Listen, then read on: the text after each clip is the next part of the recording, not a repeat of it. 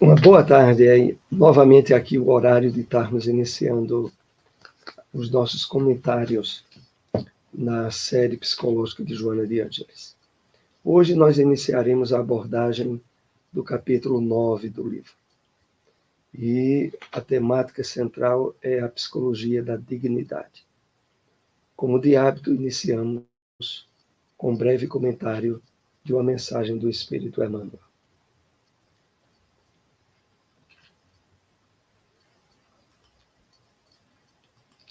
Extraída do livro Cartas de Paulo, o Evangelho comentado por Emmanuel, a passagem da primeira carta aos Coríntios, capítulo 14, versículo 8. Separamos um parágrafo. Os aprendizes da Boa Nova constituem a instrumentalidade do Senhor. Ninguém ouvide a necessidade de afinar a trombeta dos sentimentos e pensamentos pela diapação do Divino Mestre. Então vamos aqui fazer algumas reflexões sobre essa passagem. Primeiro, Emmanuel nos convida a uma importante reflexão. Nós, aprendizes da Boa Nova, precisamos ter a consciência de que constituímos a instrumentalidade, os meios pelos quais o Senhor atua no trabalho da difusão, no trabalho da expansão da Boa Nova. E por isso ele acrescenta dizendo: não esqueça, não ouvide a necessidade de afinar a trombeta dos sentimentos e pensamentos pela diapação. Diapação é sinônimo de tom, de padrão do Divino Mestre. Então aqui Emmanuel chama-nos a refletir sobre como estar as diretrizes do que nós pensamos e sentimos em termos de objetivos mais importantes, de objetivos reais. Se somos instrumentalidade do Senhor, é necessário que haja essa afinação, essa harmonia com o padrão vivenciado e ensinado por Jesus. Então vamos para o primeiro tópico do nosso tema, a psicologia da dignidade, que é o capítulo 9 do livro Psicologia da Gratidão.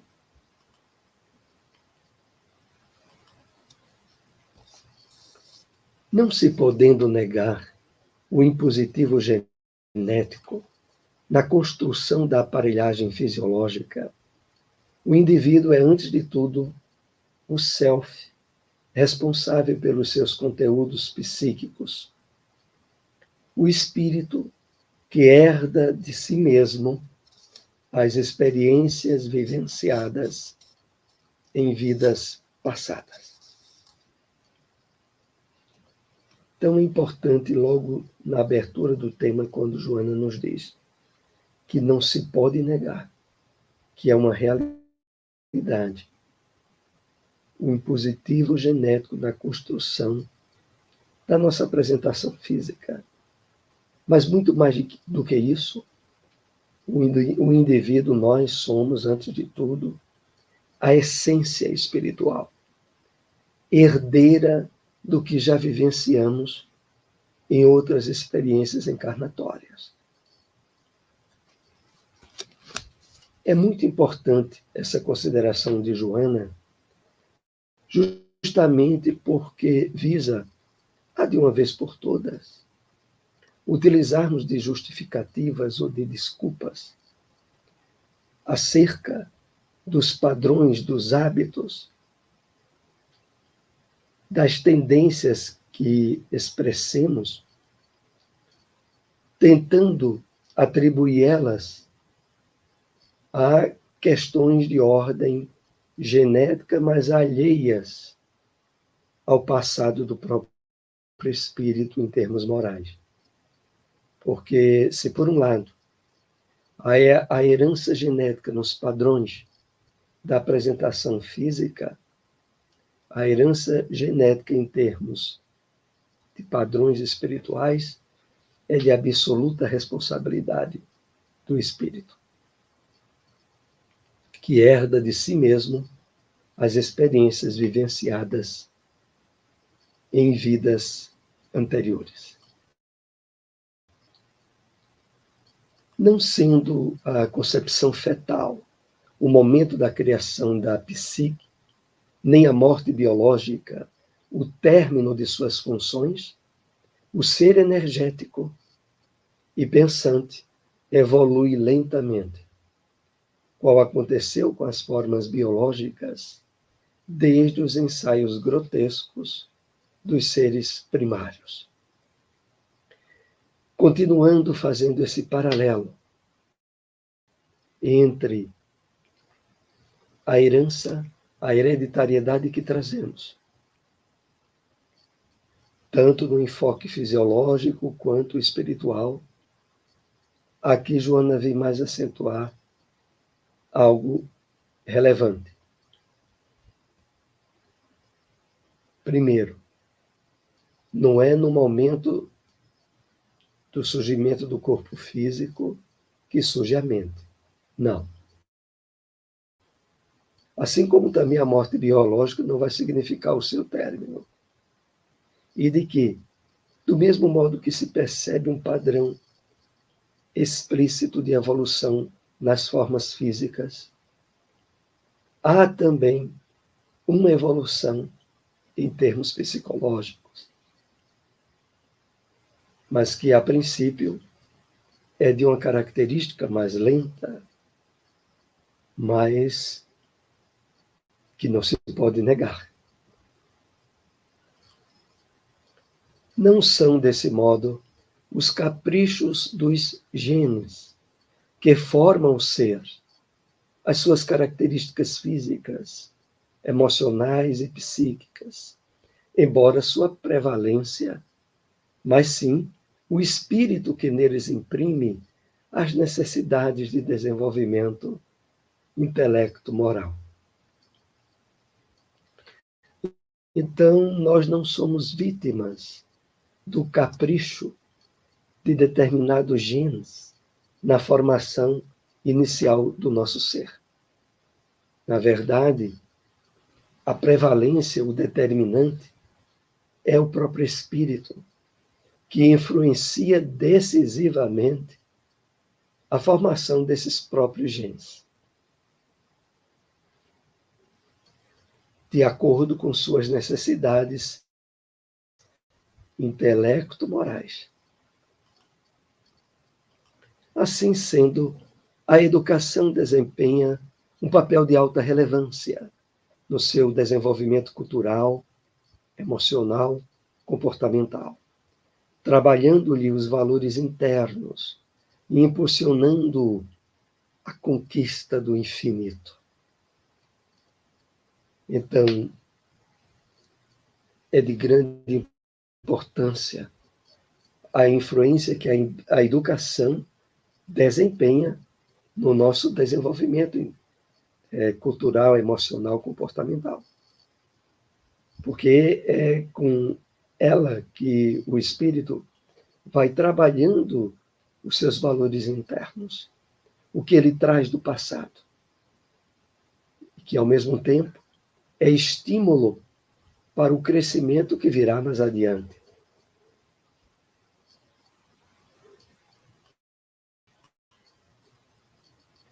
A educação, no seu sentido lato, tá? No seu sentido amplo, no seu sentido genérico, está reservada a grande tarefa de construir o homem e a mulher melhores e mais sociáveis, neles desenvolvendo os germes do amor e da dignidade, com os quais progride espiritualmente, tornando-se úteis a comunidade. Então, aqui, a relevância, a importância do papel que a educação desempenha em todos nós, tornando-nos mais sociáveis, melhores e desenvolvendo os germes do amor e da dignidade, com os quais nós estabelecemos o progresso espiritual. Então, nós temos, através da consciência desperta para os valores morais, espirituais, o apoio que é fornecido em termos externos pela sociedade, quando esse apoio, claro, é benéfico e positivo. Aqui enfocado no aspecto da educação. Houvesse o fatalismo genético, sem chance de mudança, o significado do progresso desapareceria, permanecendo a brutalidade ancestral, o primitivismo arbitrário, sem as claridades do saber, do comportar-se, da autoiluminação. Aqui, novamente, Joana nos pressiona de uma vez por todas. Não há justificativas relativas à hereditariedade genética, em termos de fatalismo. Porque se houvesse, desapareceriam, na essência, a característica de responsabilidade do homem por aquilo que ele faz. Por isso ela coloca aqui assim: houvesse o fatalismo genético, sem chance de mudança, o significado do progresso desapareceria. E ficaria a marca impositiva do passado ancestral, em termos de brutalidade, de animalidade. Mas é exatamente pelo fato de que o espírito se impõe ao meio através do que ele já conquistou, do que ele já progrediu, que se dá toda a nossa atividade de autoiluminação, de conquista e de progresso moral e espiritual. É incontestável no universo a presença da força do deutropismo, como fonte convergente de tudo e de todos. A semelhança da luz que atrai os vegetais, vitalizando-os e auxiliando-os nos milagres que se iniciam na germinação. Muito interessante compreendermos bem o posicionamento que Joana nos chama a refletir. Não há dúvida, é incontestável. No universo, não só na Terra, claro, a presença da força do deutropismo. Deutropismo é a força de atração inata em nós para o espiritual, para o divino dentro de nós, como fonte convergente de tudo e de todos. E aí Joana faz a comparação, a semelhança da luz, que atrai os vegetais, vitalizando-os, auxiliando nos milagres que se iniciam na germinação. Milagres, claro, aqui no sentido figurado. Para todo o trabalho de florescência, de germinação, de frutificação dos vegetais. Face à atração que eles sentem pela luz solar. E nós, pela luz divina inata em nosso ser. Lucigênito, o ser humano, lucigênito é filho da luz. O ser humano, através dos complexos processos e mecanismos da evolução, avança na busca do estado luminoso, da perfeição que ele está destinado.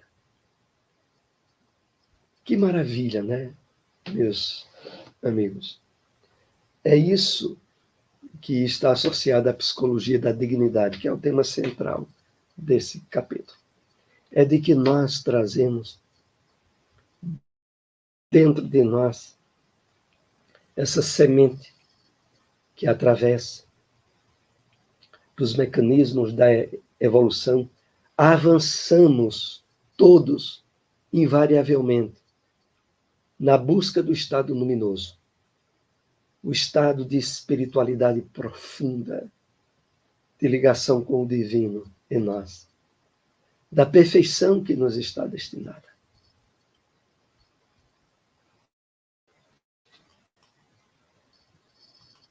Uma ordem moral, em consequência, responsável pelo equilíbrio galáctico, vige no cosmo e manifesta-se em tudo como lei de progresso, que comanda o desenvolvimento ético e espiritual, nada ficando idêneo à sua ação, à sua ação de convergência. É muito importante tomarmos consciência disso, não só pela relevância positiva, uma ordem moral responsável pelo equilíbrio de todo o cosmos, vige e manifesta-se em tudo como lei do progresso, na qual todos nós estamos inseridos. Comanda o desenvolvimento ético e espiritual. Nada ficando idêneo à sua convergência.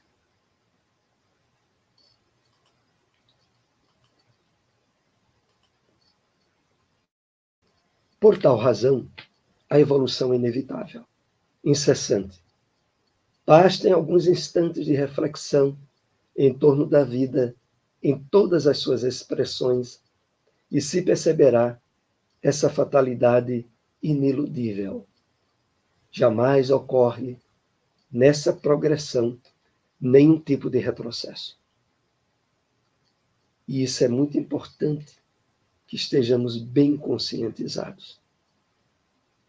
O progresso, a perfeição, é fatalidade nas leis divinas. Todos nós, por mais dificuldades e problemas que tenhamos criado, ou estejamos ainda a criar na nossa caminhada evolutiva, um resultado final é padrão para todos nós. É a perfeição, é o progresso, é a felicidade futura. E que já deve ser, como Jesus o colocou inúmeras vezes, trabalhado desde agora. O reino dos céus está dentro de cada um de nós. É a expressão do mestre que se adapta perfeitamente a essa caminhada que não podemos evitar, do progresso, da paz e da felicidade. Aqui nós estamos concluindo o estudo dessa tarde. Agradecido a todos que nos acompanharam. Se possível, compartilhem essas informações. Esse estudo já está, aliás, sendo transmitido pelo YouTube, já estará disponibilizado para aqueles que não tenham acompanhado. Uma boa tarde a todos. Muita paz.